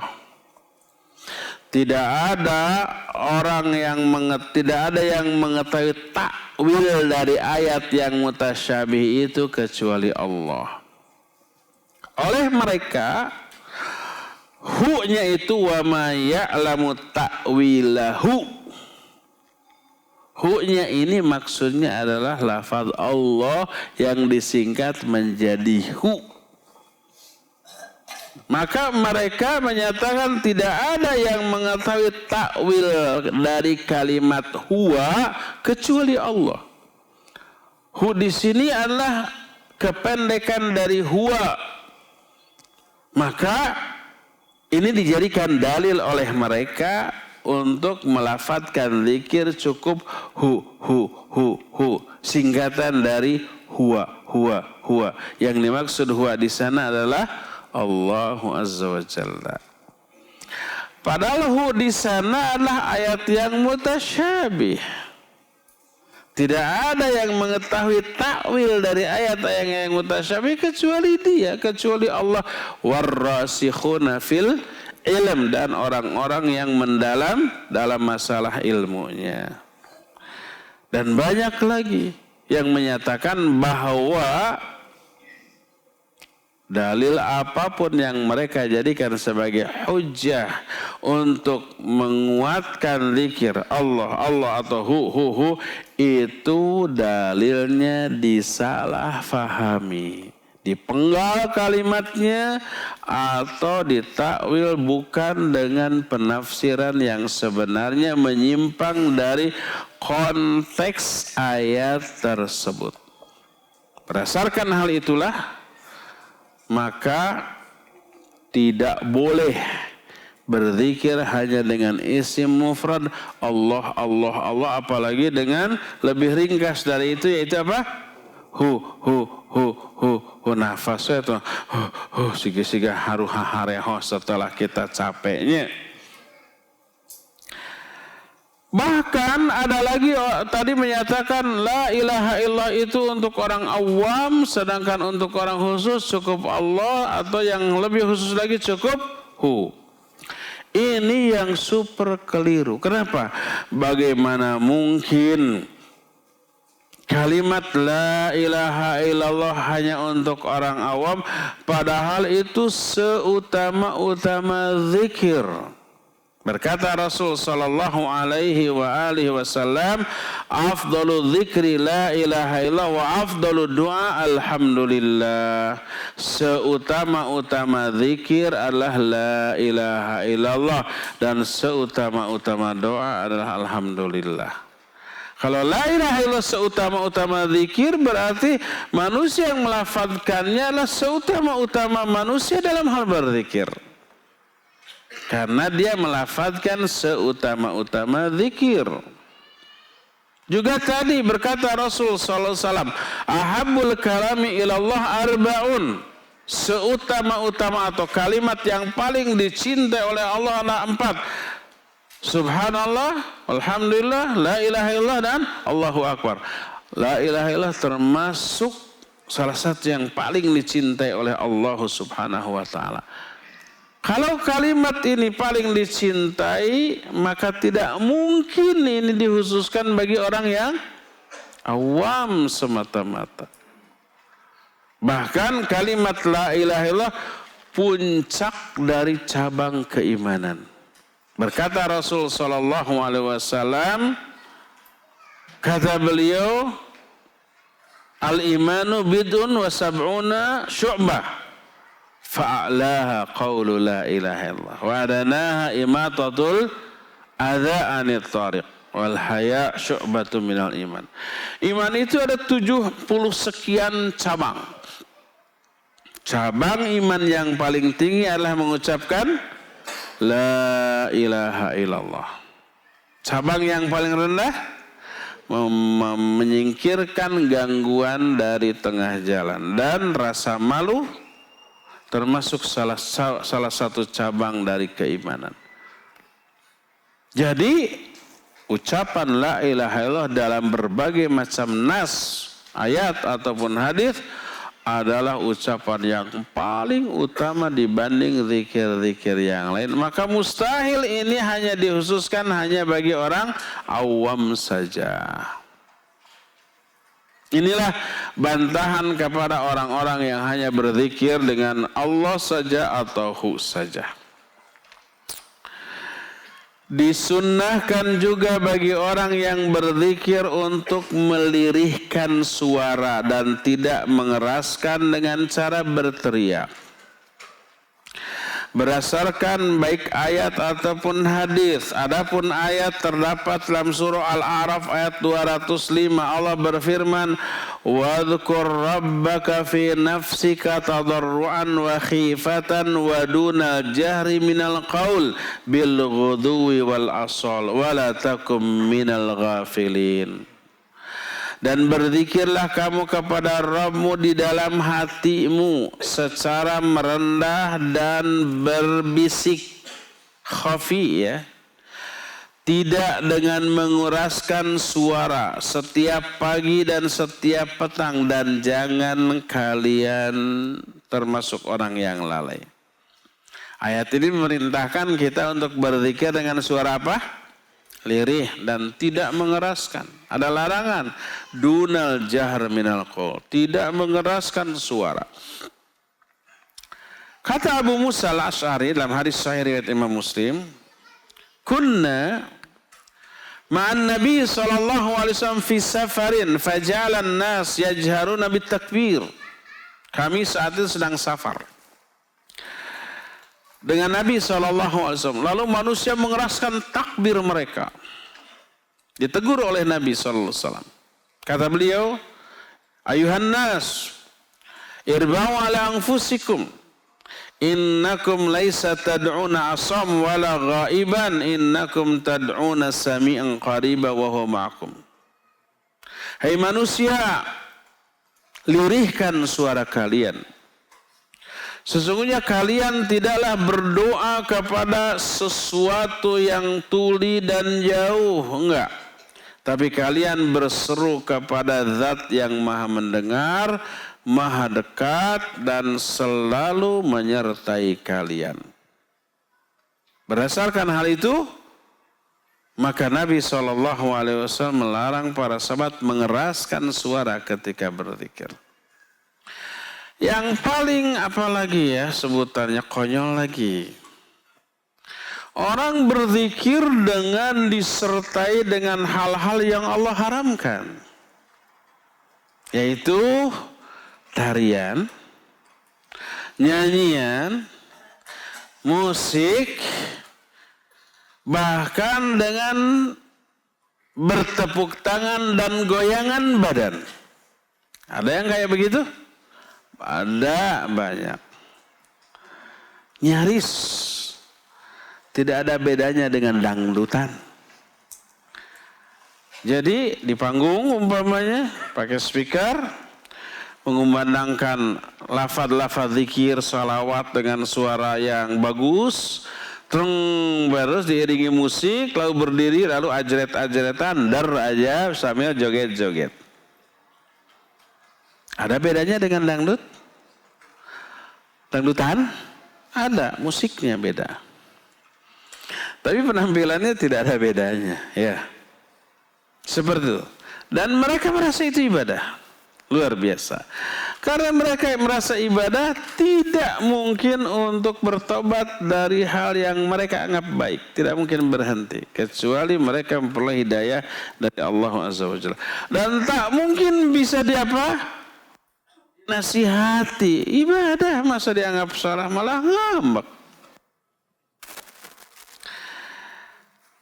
Padahal andai mereka ketika ibadah itu hanya dengan bertepuk tangan saja, itu sudah menyerupai ibadahnya orang-orang musyrik. Terlebih kalau ditambah dengan yang lain-lain, nyanyian, goyangan badan, musik dan yang lain-lainnya. Allah berfirman, "Wa ma kana sholatuhum 'indal baiti illa muka'a wa tasdiyah fadzuqul 'adzaba bima kuntum takfurun."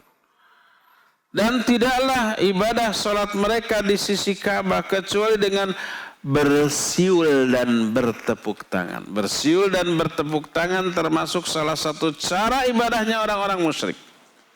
Maka kita nggak boleh bertasyabuh sekalipun tidak diniatkan untuk ibadah. Kita hanya iseng bersiul, gitu ya, atau bertepuk tangan. Tidak diniatkan untuk ibadah. Tetap terlarang. Karena caranya bertasyabuh dengan cara ibadah orang-orang musyrik ya. Inilah penjelasan tentang zikir yang disyariatkan dan zikir yang tidak disyariatkan. Cukup sampai di sini. Sudah 1,5 jam waktu yang kita habiskan dan kita masih punya sisa waktu beberapa detik untuk bertanya jawab. Wassallallahu ala nabiyina Muhammadin wa ala alihi wasallam.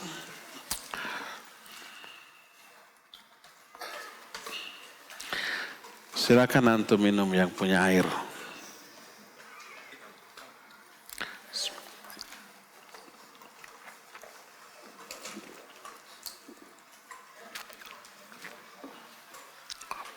Apa namanya? Infus water. Isinya ada kurma, delima, lemon, madu palsu yang aman dibawa ke rumah. Konon ini ada efek depan. Pertanyaan pertama, apabila mengajarkan anak doa atau zikir setelah bersin dan mengingatkan dengan cara misal anak bersin, kita ingatkan zikirnya dengan pertanyaan, ucap apa nak setelah bersin, boleh atau tidak? Kalau mengajarkan boleh. Mengajarkan boleh.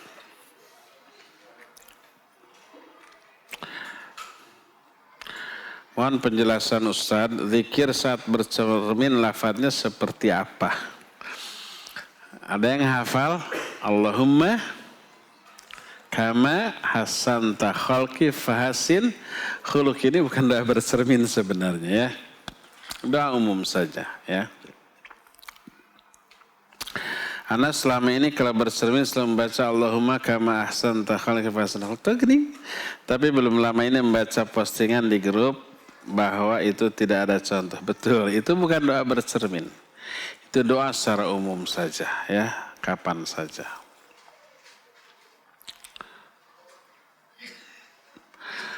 Berzikirnya dengan memakai biji tasbih bolehkah supaya kami lebih mudah menghitungnya sampai 100 kali? Itu urusan teknis kalau mudah atau gampang ya. Ya, kita bisa mikir dengan jari-jari. Buku-buku jari. Hitung aja gimana 100. Satu jari berapa buku? 3. Kalau 5 berarti 15 satu. 30. 15 kali. Kali sekian kali ya. Coba diinikan teknis. Pertama, ini akan menjadi saksi di akhirat. Atau yang kedua dengan memakai alat hitung apa namanya? Adapun biji tasbih itu adalah alat zikir agama lain. Agama Hindu, Buddha yang pendetanya botak gitu ya, seperti habis tahalul. Aya balak genepan di dia tah. Apa balak genep? Balak 6. Di kalungnya, di lehernya suka tergantung apa? Tasbih. Dan kadang di tangannya tasbih kecil. Sebelum Islam datang itu sudah ada. Itu menjadi alat zikir, alat ibadah mereka. Menggunakan itu tasyabbuh dengan mereka ya. Tasyabbuh ini secara umum. Ada nggak ulama yang bolehkan? Ada. Syekh bin Baz bolehkan itu ya. Wallahu a'lam bishawab. Boleh nggak berzikir dengan sebuah doa? Boleh, doa bagian dari zikir. Umpamanya Rabbi habli minas solihin, boleh, bagus. Sambil nyapu atau sambil berkendaraan. Naik kendaraannya baca dulu doa naik kendaraannya ya. Boleh, nggak apa-apa.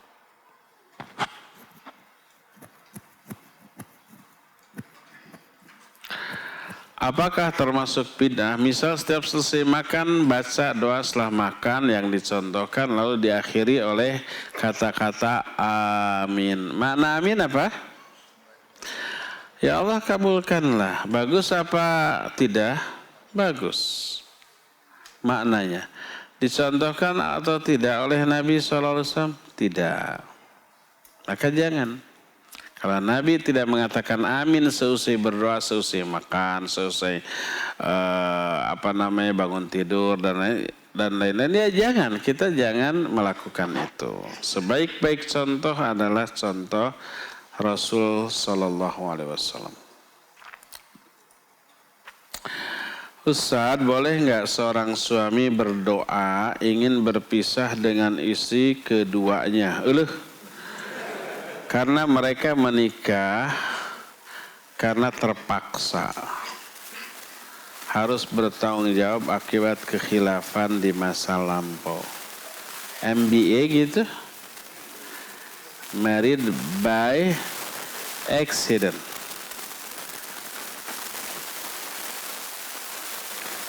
Kalimat ini benar nggak ya dalam bahasa Inggris? Married by accident. Artinya maksudnya kawin karena kecelakaan gitu, tapi kalau makna married by accident ini nikah tanpa sengaja. Masa tidak sengaja nikah? Tapi itulah nikah karena kecelakaan. Mungkin lagi nikah ketabrak becak. Harus bertanggung jawab akibat kekhilafan di masa lampau. Pernikahan ini sebagai bentuk tanggung jawab dan bentuk tobat. Tapi tidak mencintai istri kedua. Kalau tidak cinta tapi berbuat, kalau langsung menceraikannya khawatir menyakiti pihak istri kedua. Tidak langsung juga sama. Mau langsung mau tidak pasti akan tersakiti. Seperti mempermainkan merenya. Jadi suami berdoa minta dipisahkan dengan cara yang terbaik. Dia sangat mencintai istri pertama, tidak mau pisah dan tidak mampu berpoligami juga. Kalau istri keduanya dinikahi secara sah, secara benar, secara islami, mikirnya jangan untuk diceraikan, tapi cobalah mencintai istri. Didik yang benar. Taubat dua-duanya. Didik secara benar. Kalau sudah terdidik, nurut, ikut kajian, solihah, untuk apa diceraikan? Cinta itu kelak akan muncul seusai menikah setelah pasangan kita terlihat betul-betul taat kepada Allah, perhatian, sayang kepada suami, pasti akan muncul. Dan di dalam Islam seperti itu, sebelum menikah tidak saling mengenal. Setelah menikah baru berkenalan. Tidak tahu karakter dia seperti apa, ya, fisiknya seperti apa, yang ketika nador lihat paling wajahnya. Nah, setelah menikah baru mengenal semuanya. Ada plus minusnya, yang minusnya ditambal. yang kelirunya diluruskan. Maka cinta itu kelak akan terjalin. Semakin kedua-duanya taat, semakin kedua-duanya melaksanakan kewajiban, memenuhi hak pasangan masing-masing, nanti akan saling mencintai di antara sama mereka. Semakin taat, semakin kuat, semakin menunaikan kewajiban, nanti semakin besar rasa cinta ya. Kadang-kadang buruknya keburukan atau kekurangan fisik dari pasangan kita tertutupi oleh sikap baik dia, oleh ketaatan, kelemah lembutan, perhatian dan seterusnya. Maka karena ketaatan, kemuliaan akhlak, karena perhatian akan menyebabkan pasangan kita nampak amat sangat indah dalam pandangan kita. Terus kita godul basor kepada wanita lain. Hanya melihat istri kita, itu kayak bidadari surga. Asal jangan lihat perbandingan. Begitu ngelirik yang lain, gening. Ada bidadari lagi yang lebih cantik, bisa begitu. Jadi di saat seseorang merasa istrinya buruk rupa, itu disebabkan karena dia banyak membandingkan. Dan ini menunjukkan tidak godul basornya mata kita dari wanita lain. Makanya ketika seorang merasa istrinya buruk, jelek, itu karena dosa-dosa kita yang tidak godul basor. Jagalah pandangan kita hanya tertuju pada istri kita, dijamin istri kita akan terlihat seperti bidadari yang baru turun dari surga. Ya. Jadi kalau saya melihat bukan berpikir dan berdoa bagaimana caranya menceraikan istri kedua, tapi didiklah menjadi wanita taat yang solihah, cintailah dan tunaikan hak-hak dia. Lakukan kewajiban sebagai suami tanpa harus menceraikan. Ketika si suami menceraikan tanpa alasan yang syar'i, maka itu zalim. Istri pertama tidak boleh menuntut suaminya untuk menceraikan istri keduanya, nggak boleh. Dia terancam tidak bisa masuk atau mencium baunya surga, ya, tidak boleh. Pak Ustadz, bagaimana menasihati seorang yang karena setiap hari berzikir subhanallah wa bihamdi subhanallah azim, menganggap tidak apa-apa berbuat dosa karena dosanya sudah diampuni dengan zikir tersebut, dan supaya tidak punya dosa sama sekali. Inilah yang kekeliruan. Tadi dikatakan orang yang berdoa subhanallah wa bihamdi subhanallah azim akan diampuni dosanya walaupun sebanyak buih di lautan, kalau 100 kali. Jadi beres dikir gitu, bebas lagi nih. Lalu berbuat dosa, ditegur, kamu tahu nggak itu dosa? Tahu, tapi tenang, besok dikir lagi. Jadi munculnya keinginan untuk berdosa seusai berzikir menunjukkan zikir yang dia lakukan tadi mardud, tertolak. Kalau mardud tertolak, seluruh yang Allah janjikan kepada orang yang melakukan amalan tersebut nggak akan Allah berikan. Pengampunan dosa tidak akan Allah berikan. Pahala juga tidak, yaitu tadi disebutkan dicatat 100 kali kebaikan, dihapus 100 keburukan, dijaga dari setan. Allah nggak akan berikan semua itu. Jangankan zikir. Yang lebih agung dari zikir apa? Salat. Salat itu menghapus seluruh dosa. Salat itu mengangkat derajat. Salat itu menambah pahala dengan jumlah yang sangat besar. Salat yang bagaimana? Salat yang tanha anil fahsyai wal munkar. Salat yang berbuah, dia menjauhi dosa dan mungkar. Keji dan mungkar dia jauhi seusai salatnya. Tapi ketika orang sholat, terus seusai sholat keji dan mungkar, semua yang Allah janjikan untuk orang yang sholat nggak akan Allah berikan. Malah diancam fawailul lil musallin alladzina hum an sholatihim sahun. Ini yang sering saya jelaskan. Celaka orang yang sholat itu orang yang lalai. Bukan lalai di dalam sholatnya, tapi lalai dari tujuan sholat seusai sholat. Tujuan sholat tanha anil fahsya'i wal munkar. Dia lalaikan seusai sholat, dia tetap keji dan mungkar, maka fawailul musallin. Itu sholat, apalagi zikir yang lebih rendah keagungannya, nilainya dibanding sholat. Jadi zikir yang diterima oleh Allah yang bisa menghapus dosa adalah zikir yang membuahkan sikap menahan diri lagi dari dosa seusai berzikir. Jadi siapa orang yang seusai sholat dia berdosa, maka dosanya menjadi indikasi sholat tadi ditolak oleh Allah Azza wa Jalla. Man amila hasanatan thumma atba'aha bisayyi'ah fadzalika alamatur radil hasanah wa adamu qabuliha. Siapa orang yang melakukan sebuah amal baik lalu diikuti oleh amal buruk ini menjadi tanda ditolaknya amal baik tadi dan tidak diterima oleh Allah Subhanahu wa taala. Siapa orang yang berzikir subhanallah wa bihamdi 100 kali,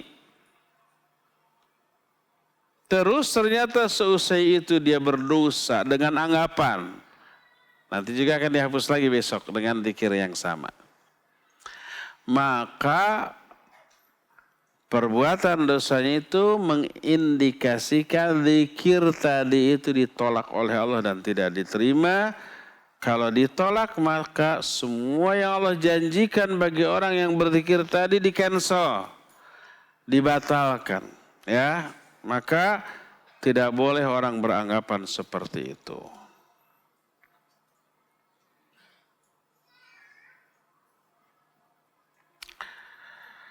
Zikir apa? Dari pertanyaan dari Ahsan TV, pemirsa Ahsan TV. Zikir apa yang seharusnya banyak dilantunkan di saat kita lagi semangat ibadah? Banyak-banyaklah bertobat. Jadi loyonya kita dari ibadah karena dosa-dosa kita. Banyak-banyak bertobat. Rabbana zalamna anfusana wa illam taghfir lana wa tarhamna lanakunanna minal khasirin. Ya. Rabbana ighfir lana wa li ikhwanina alladhina sabaquna bil iman. Rabbana innana sami'na munadiyan yunadil imani an aminu bi rabbikum fa amana rabbana faghfir lana dhunubana wa kaffir anna sayyiatina. Ya. Allahumma inni zalamtu nafsi zulman katsira wa la yaghfiru dhunuba illa ant faghfir li maghfiratan min indik, dan seterusnya. Itu banyak-banyaklah berdoa. Dan isi dosanya minta ampunan kepada Allah. Itu karena dosa. Taubat dari dosa. Menyesal, berhenti, bertekad tidak kembali, minta ampunan kepada Allah Azza wa Jalla. Ya.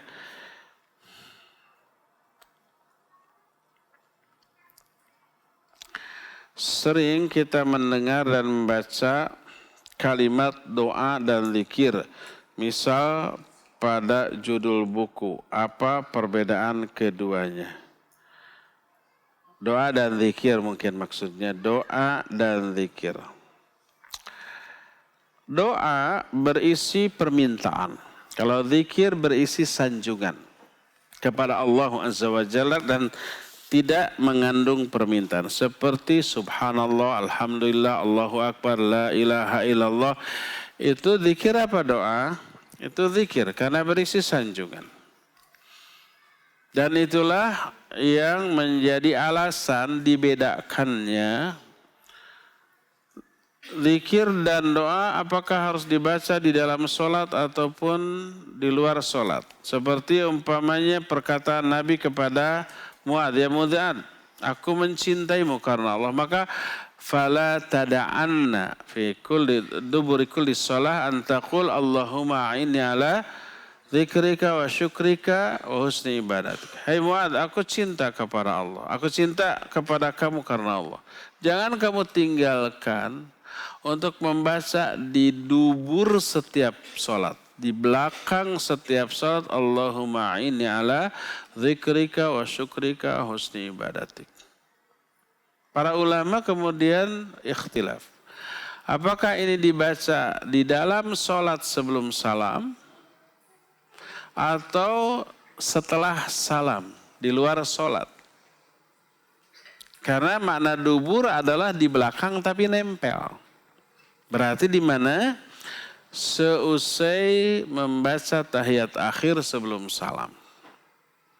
Tapi hadis lain menyatakan siapa orang yang membaca di dubur setiap sholat, di belakang setiap sholat, subhanallah 33 kali, alhamdulillah, Allahu Akbar masing-masing 33 kali dan seterusnya akan begini-begini. Sama. Apakah ini dibaca seusai sholat ataukah di dalam sholat? Syekhul Islam Ibnu Taimiyah menyatakan tergantung. Kalau yang dimaksud dengan apa yang diajarkan oleh Nabi itu berupa zikir, lebih utama dibaca di luar sholat. Seperti subhanallah, alhamdulillah, Allahu Akbar.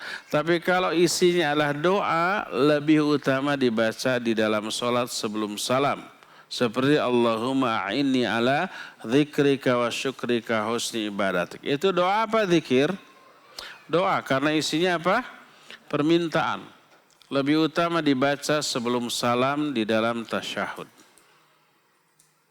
Jadi perbedaan antara zikir dengan doa, kalau zikir berisi sanjungan, pujian, pengakuan terhadap keagungan Allah, kebesaran Allah dan yang sejenisnya. Kalau doa berisi permintaan. Tapi pada intinya doa termasuk bagian dari zikir pula ya. Doa termasuk bagian dari zikir.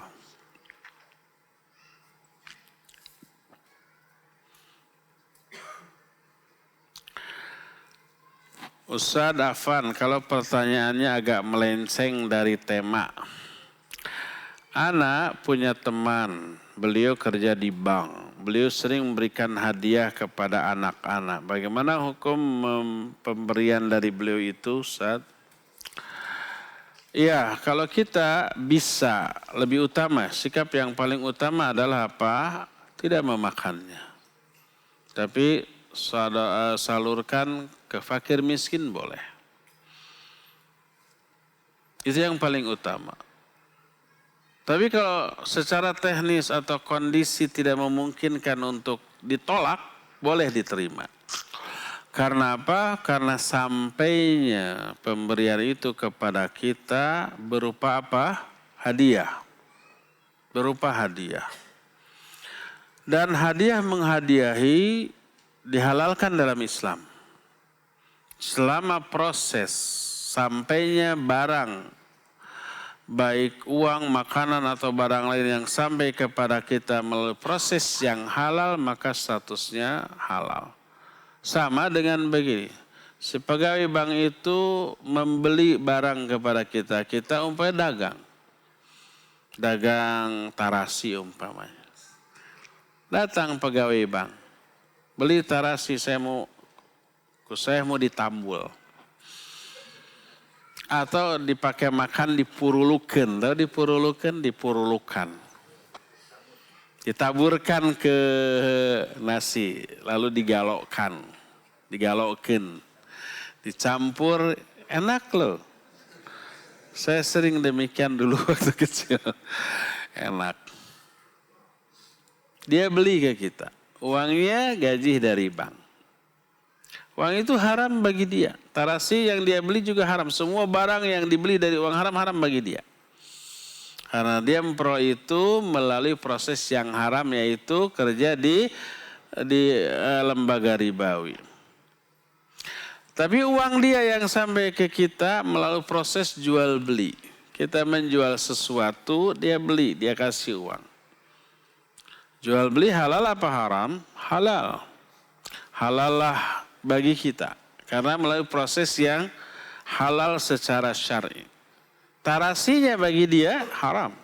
Karena uangnya bersumber dari hal yang haram. Tapi uang yang sampai kepada kita halal. Karena melalui apa? melalui proses yang halal yaitu jual beli. Begitulah seterusnya. Kalau prosesnya secara syar'i halal, maka halal bagi kita. Baik itu jual beli, hadiah menghadiahi, termasuk pinjam meminjam. Kita pinjam kepada dia uang tanpa bunga. Karena bukan kepada banknya tapi kepada pribadi dianya umpama dari gajinya. Dan nanti saya akan kembalikan tapi tanpa bunga. Pinjam meminjam adalah halal. Tapi bagi dia tetap itu adalah haram. Ya, wallahu a'lam.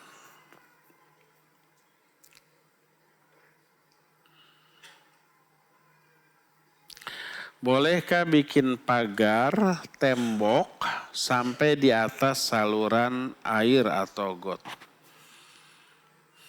Ya pasti di atas saluran air. Artinya kan saluran air di bawahnya. Bikin pagar ya pasti melebihi. Pagar kan bisa di atas semeter. Karena parkir mobil yang tidak muat. Maksudnya gimana? Oh, tergantung. Pagar itu didirikan di atas tanah kita atau bukan? Kalau bukan tanah kita ya nggak boleh. Ingat, tanah sejengkal yang kita rampas yang bukan hak kita itu akan menjadi azab.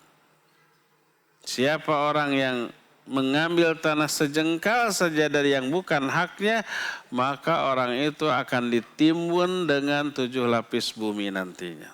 Ya, itu ada azab, tidak boleh. Kalau pagar itu dibangun bukan di atas tanah milik kita, baik milik bukan milik kita itu milik pemerintah, fasum, fasilitas umum, ataupun milik orang lain. Pokoknya bukan milik kita, maka tidak boleh. Ya, boleh bikin pagar sampai di atas saluran air got. Di atas bukan melewati sono, di atas makan di luhur.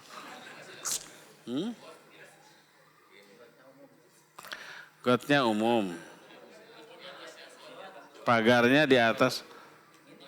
Kan terus bagaimana kan got mah ditutup dulu. Oh, nggak boleh karena got itu bukan milik pribadi kita. Kecuali kalau got itu milik pribadi kita. Ya umpamanya masyarakat RT RW itu perlu saluran air. Dan lahan saluran air itu milik kita. Kita bilang boleh pakai saja secara untuk kepentingan umum boleh, tapi tidak diwakafkan. Ini masih milik saya, tapi saya sedekahkan untuk kepentingan got. Boleh akhirnya digali jadi got, gitu kan? Tapi status kepemilikan tanah got tersebut milik kita. Lalu gotnya ditutup, gitu kan? Di beton. Kemudian kita mendirikan pagar di atasnya dan statusnya masih milik kita dan tidak menghalangi aliran air di got itu. Boleh, kalau itu milik kita. Tapi kalau tanah got itu bukan milik kita maka tidak boleh. Karena parkir mobil yang tidak muat. Ya, pajuin sananya. Rumah kita yang dibongkar sedikit, pajukan 1 meter agar mobil kita masuk gitu. Kamarnya yang dipersempit. Terakhir.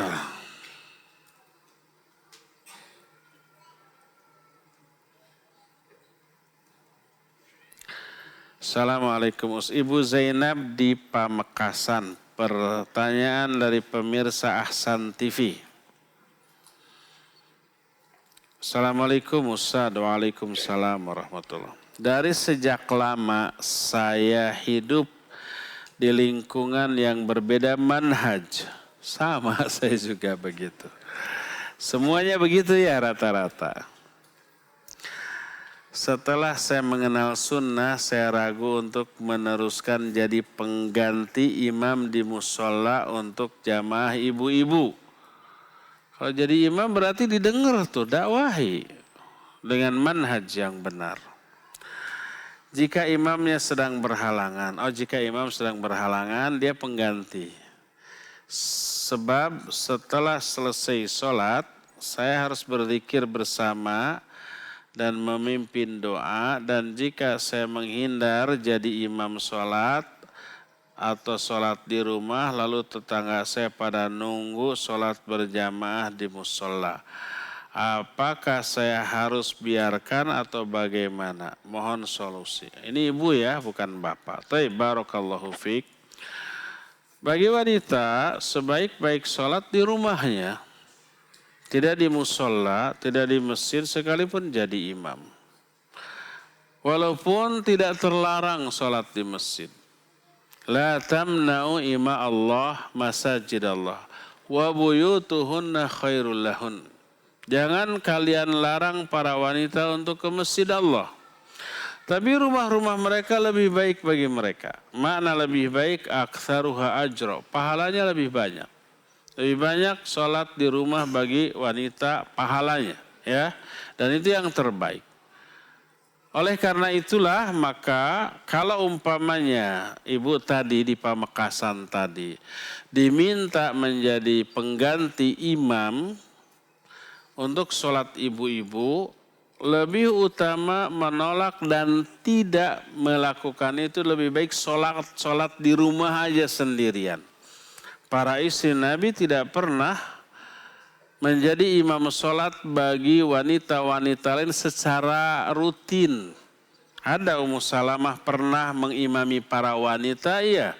Seperti hadis riwayat Imam Abu Daud, kanat Ummu Salamah kanat ammatin nisa faraaituha qamat fi wasatihin. Ummu Salamah mengimami kaum wanita. Aku melihat beliau berdiri di tengah-tengah saf yang pertama. Hadis itu sesuai riwayat Imam Abu Daud dalam kitab Sunan Abu Daud. Itu tidak permanen, hanya pernah sekali, 2 kali, tapi tidak terus-menerus, ya. Pada intinya memang boleh wanita menjadi imam. Tapi Ummu Salamah juga tidak di musola, tidak di masjid, tapi di rumah beliau. Ketika ada para wanita datang, bertamu, datang waktu sholat, ya berjamaah di rumah. Dan tidak direncanakan dan tidak dirutinkan. Nah, jadi itulah yang sebaik-baiknya. Bahkan anjurkan kepada ibu-ibu, gak perlu ada sholat berjamaah khusus bagi wanita di musola. Sholatlah di rumahnya masing-masing. Terlebih ada hal-hal yang menyimpang dari sunnah Nabi yang menjadi kebiasaan di musola tadi, ya. Boleh kita menghindarinya dan lebih baik dianjurkan untuk sholat di rumah masing-masing untuk para wanita, ya. Cukup sampai di sini, mohon maaf tidak seluruh pertanyaan terjawab karena terbatasnya waktu. Insyaallah kita jumpa kembali sebulan yang akan datang.